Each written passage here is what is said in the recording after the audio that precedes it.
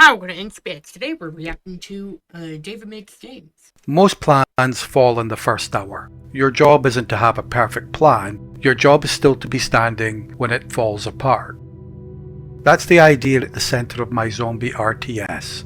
And in this episode, I want to dig into what that actually means, why I designed the game around it, and why it's turning out to be harder to build than I expected. So it's kind of like infection-free zone. That's my first impression, anyway. There's a distinction in military doctrine between strategy and tactics. Tactics is how you take the hill. Strategy is why you take the hill. Two different levels of decision making, two different jobs, two different people responsible for each. Most games collapse that distinction. You're the commander and the soldier. You're deciding why to take the hill and personally clearing every trench on the way up. That's not command, that's just control with a fancier title. I want to talk about the generals at the Somme for a second. Not to relitigate the history, but because it illustrates the problem clearly. On the first day, most of the plans had failed within the first hour.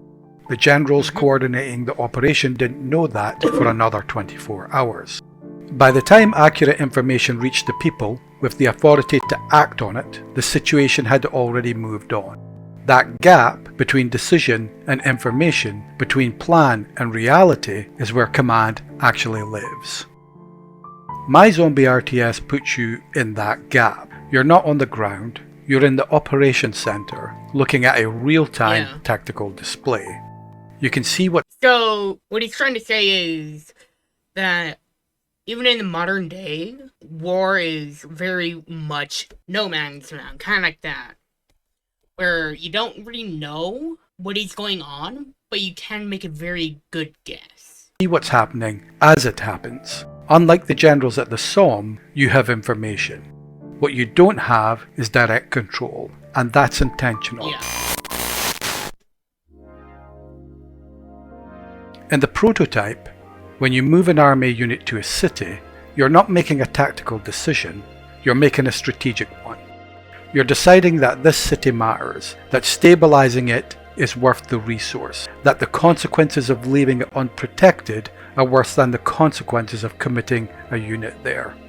The unit moves. What happens next is not your problem. The boundary is deliberate. The player's job is to read the map, weigh the options, and set intent. Infection rising in the east, refugee unrest building in the north, 2 units. So, the whole thing that he's trying to do is put you in the commander's seat instead of like infection-free zone, where you are the commander and also the tactician. Yo, creator, if you see this, hi, and also I'm in spirits. I am interested in this game. Oh, it's on Steam. I feel like this is loosely based off of Hearthstone 4. Like, Hearthstone 4's whole thing is strategy. So, creator, if you see this, hi, I would recommend checking out Hearthstone 4. Units, 4 cities, 72 hours on the clock. Where do you commit and why? The NORAD aesthetic is part of this. Icons and data, not soldiers and faces. You're not supposed to feel like you're there. You're supposed to feel like you're above it. Loosely inspired by DEF CON. This reminds me of that.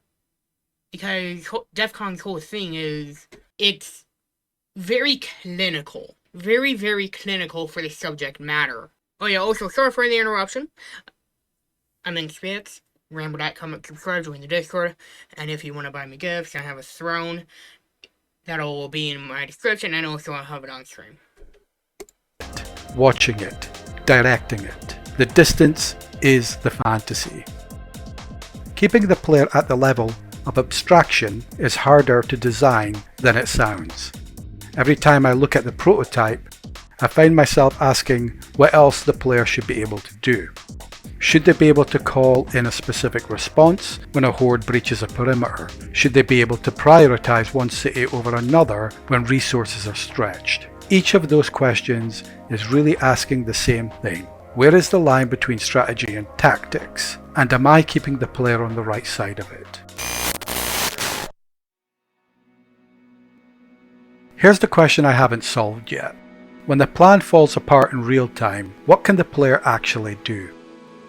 At the Somme, the answer was essentially nothing.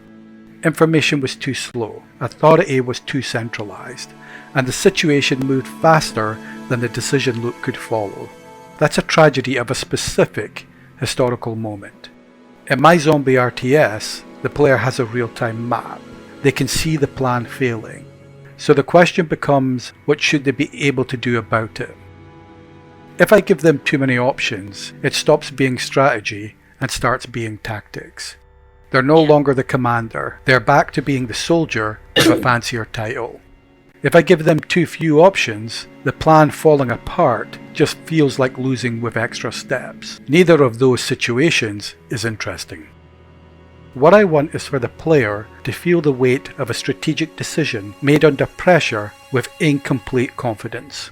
You move a unit across the map to shore up a failing perimeter. Is that the right call? You won't know for another 10 in-game hours. Meanwhile, something else is developing in the west. Do you hold your position or react? That tension, commitment versus flexibility, is what I'm designing towards. The objective system I'm building is the first attempt to train the player to operate in that space. Small decisions, visible consequences, learning the system by interacting with it rather than reading about it. It's not solved yet, but naming the problem clearly. The whole thing with engineering, engineering and STEM in general, that's what I'm familiar with. The whole thing with that is name the problem first and then work to fix that problem you just did. It's called the scientific method. This is scientific method, courtesy of sciencenotes.org. Observation, that's the first thing. You see something is wrong. In this context, at least. Something is wrong in this case. It is too many RTS games revolve around being a soldier with extra steps. Then ask the question, how can we fix that? How can we make it more strategy based and not like an RTS?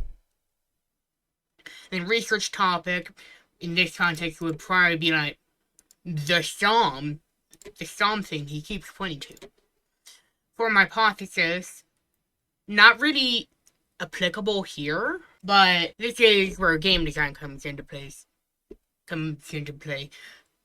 How being on the back seat while your troops are doing things, and then conduct experiments, see how that goes, analyze, which is pretty self-explanatory, then reject, which he's probably done several times, and then do that again and again and again until it's good enough. And communicate, that's where this comes into play. Is usually the first step to solving it. Next episode, I'll be showing the objective system in the prototype for the first time. Early days, but the pieces are starting to come together. If any of this connects with something you've played or something you've built, I'd like to hear about it in the comments. See you next week. Again, this reminds me of Hearthstone 4, mostly Hearthstone 4 actually, and Infection Free Zone. Yeah, if you like what I'm doing, like, comment, subscribe, leave the B emoji in the comments.